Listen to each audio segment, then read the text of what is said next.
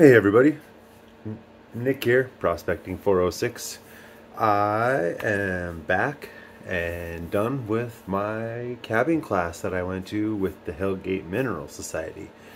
Big shout out to all of those peeps that run that show to put together that wonderful little pop-up shop for us to learn how to cut rocks, polish rocks, cab rocks, and even pop some bezels in some rocks.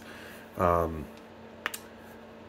did the internet poll, or the YouTube poll, excuse me, and it was pretty overwhelming. Apparently, since I'm from 406, you guys wanted to see some stuff from 406. Side note, Montana agates are pretty hard. They're not the quickest things to cut sometimes, and they did not bring one of the big rock saws, so I could not cut a whole lot of slabs or specimens or anything like that for cabbing. So I was really only able to make one cab from Montana, and I cut and faced one agate from Montana. I will leave those for last, since that's what all of you really seemed to want to see. And first I will go with the one that I got. I ordered specifically to cab and make something cool, was rhodonite. So I'm sure you all remember that piece. It's kind of cool shaped. It was pretty big, pretty thick. Well, they talked me into making a tombstone out of it. So here we go. General tombstone shape is what they said this was called. But instead of just rounding it off and making it like a traditional cab, I beveled the edges and got it so it's very, nice and symmetrical. The sides are pretty much the same all the way through. And it's got this just beautiful luster to it. I love the way it shines when you hit it. This one was a lot harder than I was expecting. The rock itself was. It took a lot more to cut and polish that than I thought it would. So there's one last look of the good rhodonite. There's a couple of cracks in it here. Stair steps up that way. But it's a sealed crack. It actually didn't move, nothing happened with it. And it cut really nice. So everything was great with that one. So we'll set that down there. Get that glare off of it. All right.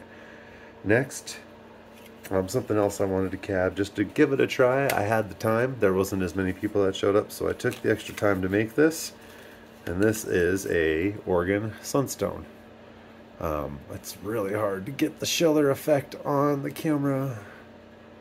There's one little imperfection in it I didn't have time to quite buff out. But you can kind of see the pink heart in the center of it. Oh, there we go. There's the shimmer. It doesn't look pink on this, but that shimmer is actually a pink Schiller effect from the center of the stone. And man, these are sweet. I couldn't believe all those guys were like, "You're not gonna be able to polish that. It's too soft." And as you can see, it shimmers just fine. Nice and clear, beautiful stone. I do have a silver setting for that to put on the back of this. I just gotta go buy the glue to put it on. There's a special jewelry glue apparently for this. So, oh, look at that. You can even see the purple heart from all the way up here. And then we'll start with the agate I faced. So I'll grab one that's not cut so you can kind of see how rough they are on the outside before you cut them. They're a little bit transparent, really transparent, more so when you get them wet. Let's get this thing kind of wet to kind of show you.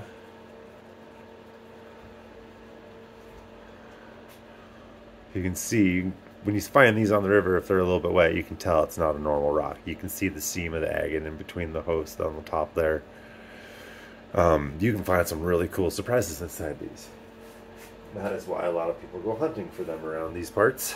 That being said, I got this one cut and polished so it'd be easy to show. So here it is. I could tell there was some dendrites in it when I was looking at it. You can kind of see this dark spot right here. And then I flip it over, same thing, these dark spots here. Those are dendrites. After I open this up, I'll tell you a little bit about those. Ready? 1, 2, and isn't that super cool? I mean, look at that. There's even a little geode in the center of it. So just like most other things, millions of years it takes to make these things. And the brown spots, the yellow spots, the black spots, which are actually just really dark brown spots, form from different gas explosions that happen within this rock as it's forming in the ground over the millions of years that it takes to form it. And those gas explosions, as they harden and move around, form these really cool patterns. And I mean, as you can see trees. I saw one, someone had that had a little bit of a mushroom in the center of it. So these, I mean, yeah, these are pretty cool. Eastern Montana, hitting up the river and finding these. Apparently they're pretty abundant, especially during spring runoff. So there's those. And then last but not least, my Montana moss agate, cabbed and polished. And that's what I was talking about with all the different unique patterns. You see all that, all the different triangle lines coming in through the side, coming into these sweeping patterns. Oh, focus there, camera. I mean, you can really get just some spectacular pieces out of these Montana agates. So me and the wife will be doing a lot more of these wonderful cabbing adventures to come. So we'll have more of these things to show you. Oh, give me a quick second. Actually, I'll show you a couple of the other things we've cabbed at these workshops before. They're pretty cool. Alright, I'm back. So here we go. Here is the moss agate my wife did, just to show you how different the patterns in these dendrites can be. I mean, it's like a cool puffy cloud or like a tree or something. It's pretty interesting. And then some nice milky white agate behind it. So there's that one. And then we have a little bit of ocean picture stone. So this is from, just like the rhodonite, it comes from British Columbia.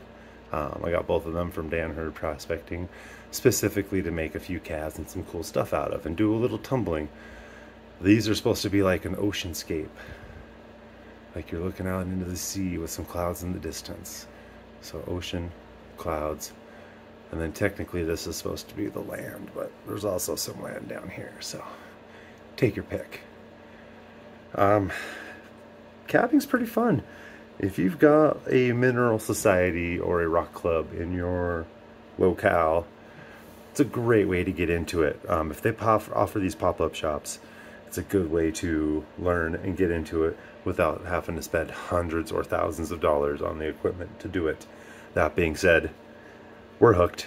I think there will be some other things we decide to buy besides mining equipment in the future. So keep in touch, stay tuned. There'll be more cabs and gold adventures to come. Coming up, I have my last prospecting trip from the spring. I lost some footage. I had some editing issues, but it's coming very soon. Thank you for checking out Prospecting 406 again. As always, Nick, peace out from Montana.